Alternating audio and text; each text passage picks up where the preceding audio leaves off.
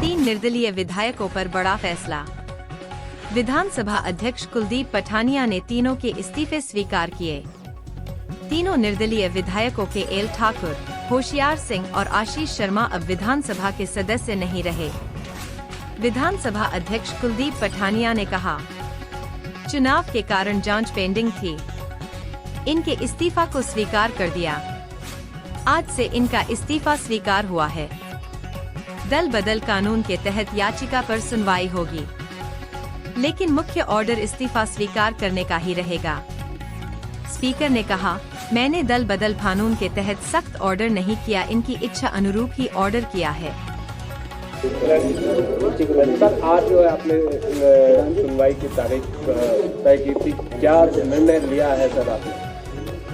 ऐसा है कि जैसा आपको मालूम है कि हमारे 3 जो माननीय सदस्य 14वीं विधानसभा के हैं, श्री होशियार सिंह जी देरा से और केएल ठाकुर नालागढ़ से और आशीष शर्मा हमीरपुर से, इन्होंने 22 मार्च को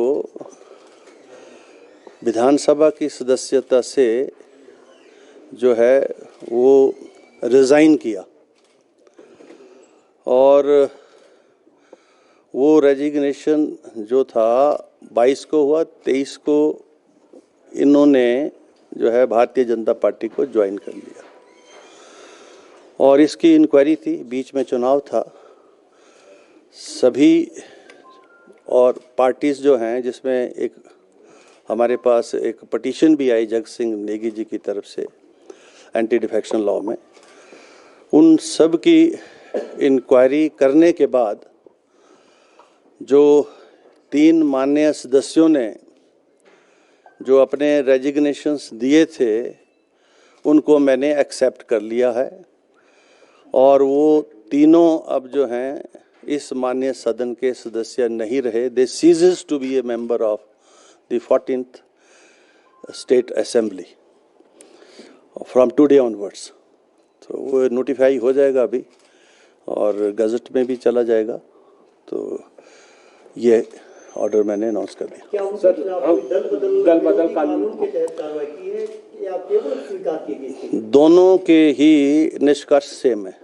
अगर आप रिज़ाइन कर रहे हैं, खुद दे रहे हैं, मेरे पास भी आ रहे हैं, सेक्रेटरी के पास भी आ रहे हैं, तो उसकी जो वॉलंटियरनेस और जेन्युइननेस है वो तो असर्टन हो जाती है।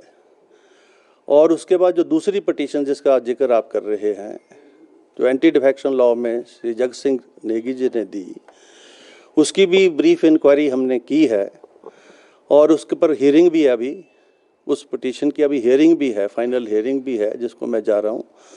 लेकिन चूँकि आज ये फाइनल ऑर्डर पर रखा था मैंने, तो इसलिए उनका जो रेजिग्नेशन है उसको तो मैंने एक्सेप्ट कर लिया। बाकी प्रोसीडिंग्स अभी दूसरी जो हैं, अब नेट रिजल्ट तो ये है कि this is to the member either way, either if I accept the resignation or they are disqualified. So this is a less harsh order which I am passing. Sir, अभी के लिए उनका इस्तीफा स्वीकार हो गया है, यानी वो अब सदन के सदस्य नहीं रहे। हाँ, सदन के एक्सेप्ट हो गया ऑर्डर, जो है अभी आपको मिल जाएगा साइट के ऊपर। जो जगत सिंह नेगी की पिटीशन है उस पर फैसला कब आएगा सर? आपने कहा कि फाइनल हियरिंग है उसका जो ऐसा है ना, नेट रिजल्ट तो यही है कि they ceases to be a member of the 14th assembly. इस 14वीं असेंबली के वो सदस्य नहीं रहे, उनका चाहे आप रेजिग्नेशन एक्सेप्ट कर लो, चाहे उनको डिस्क्वालीफाई कर दो। तो मैंने एक हार्श ऑर्डर नहीं पास किया है, बड़ा जो है लेस हार्श ऑर्डर पास किया। ये तो अब उसकी जो दूसरी पिटीशन है वो इनफ्रक्चुअस हो जाती है और जो इससे पेंडिंग मैटर जहाँ कहीं भी होंगे इस रिलेटेड इश्यूज से, वो सारे इनफ्रक्चुअस हो जाएंगे। सर, इतनी देरी क्यों? फिर ये तो आप पहले आपने कहा कि इतनी देरी इसलिए क्योंकि बीच में आपको पता चुनाव भी था और सभी को बुलाया भी गया, सुना भी गया, और बजाय इसके कि जो है वो मामला यहीं रहता, आपको पता है हाई कोर्ट में भी गया मामला, और हाई कोर्ट से भी जो आदेश अभी तक हुए हैं, जो चीफ जस्टिस साहब का जो ऑर्डर है कि स्पीकर के डोमेन के अंदर हम दखल नहीं दे सकते। अभी वो थर्ड जज को रेफर हुआ है, वहाँ फाइनली आर्गू हुआ है, पर उसका कोई मेरे पर कोई उसका वो नहीं है, कोई स्टे नहीं है कि आप प्रोसीडिंग नहीं कर सकते, अपना फैसला नहीं ले सकते। तो ये 2 महीने का समय जो है मिनिमम है, कुछ भी नहीं है, और इसमें इतना समय लगता है, टाइम भी देना पड़ता है, तो उस और जो रिकॉर्ड आया है उसको प्रोड्यूस भी करना पड़ता है। तो बड़ा डिटेल ऑर्डर मैंने लिखा है, आप उसको देख लेंगे तो आपको खुद संतुष्टि हो जाएगी। धन्यवाद, थैंक यू। इस फैसले को, और क्या लगता है आपको, देरी से आया?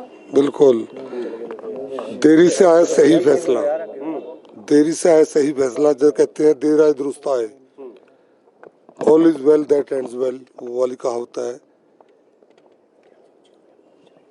ये वैसे जो हमारी तीनों की इंटेंशन, मैं तीनों की तरफ से बोल रहा हूँ, मैं तीनों इंडिपेंडेंट्स की तरफ से, हमारा जो रेजिग्नेशन देने का ये था, जो 22/3 को हम टेंडर किया था, उसका मकसद ये था कि लोकसभा के साथ साथ विधानसभा का इलेक्शन भी हो जाए, उपचुनाव। जैसे कि 6 जो कांग्रेस से गए थे भाजपा में, उनका हुआ साथ साथ, वैसे भी हमारा भी वही पर्पज था, ताकि सरकार का पैसा बचे, लोगों को, जो हमारे प्रबुद्ध मतदाता है नालागढ़ के, हमीरपुर कंस्टिट्यूंसी के, नालागढ़ कंस्टिट्यूंसी के और देहरा कंस्टिट्यूंसी के, उनको बार बार परेशानी ना हो। बार बार जो इलेक्शन का एक फेज चलता है उसमें 25-30 दिन बड़े परेशान होते हैं वोटर्स भी, लोग कन्वेंसिंग के लिए जाते हैं, उनको भी परेशान करते हैं, वो ना हो। सरकार का खर्चा तो मैंने बता ही दिया, सरकार का खर्चा होता है। देन जो इलेक्शन ड्यूटी में एम्प्लॉय तैनात होते हैं, उसमें से मेजॉरिटी जो होती है वो हमारे शिक्षक भाई होते हैं, उससे बच्चों की पढ़ाई पे भी एडवर्स इफेक्ट पड़ता है, वो सब ना हो। और आदर्श चुनाव संहिता, मॉडल कोड ऑफ कंडक्ट लगता है, जिसमें लगभग 1-1.5 महीना पूरा जिला में जो विकास कार्य रुक जाते हैं। जैसे अब इलेक्शन होगा, बाई इलेक्शन जो होगा 3 सीटों का, नालागढ़ विधानसभा की वजह से सोलन जिला में मॉडल कोड ऑफ कंडक्ट लगेगा पूरे में, हमीरपुर कंस्टिट्यूंसी की पूरे हमीरपुर जिला में लगेगा, और देहरा कंस्टिट्यूंसी के पूरा कांगड़ा जिला में लगेगा। 3 जिले में मॉडल कोड ऑफ कंडक्ट लगने से विकास कार्य भी प्रभावित होते हैं, लंबित होते हैं। तो ये सब ना हो, इसलिए हमने उस टाइम 22/3 को रेजिग्नेशन दिया था। परंतु हम उसके लिए ज़्यादा नहीं बोलना चाहेंगे। माननीय स्पीकर साहब जो हैं, उनको, क्योंकि कॉन्स्टिट्यूशनल पोस्ट है, तो क्योंकि उनका अधिकार क्षेत्र है, उसमें ज़्यादा नहीं बोलना चाहता हूँ। परंतु हमारी जो मंशा वही थी कि साथ साथ इलेक्शन हो, सरकार का एक भी पैसा लगना लगे। मैंने तो बल्कि एक न्यूज़ प्रेस कॉन्फ्रेंस भी की थी, जब कई हमारे कांग्रेस भाइयों ने कहा था जो खर्चा पड़ेगा इनके ऊपर डालो। मैंने कहा था 7 इलेक्शन करवाइए, एक ईवीएम और रखनी थी वहाँ, एक ईवीएम पे जो खर्चा होना वो मैं दूंगा, हमने कहा था। तो इसलिए वो नहीं हो पाया, परंतु अब हो गया। तो मैं वही कहता हूँ, all is well that ends well, देर आए दुरुस्त आए। राजनीतिक करियर के हिसाब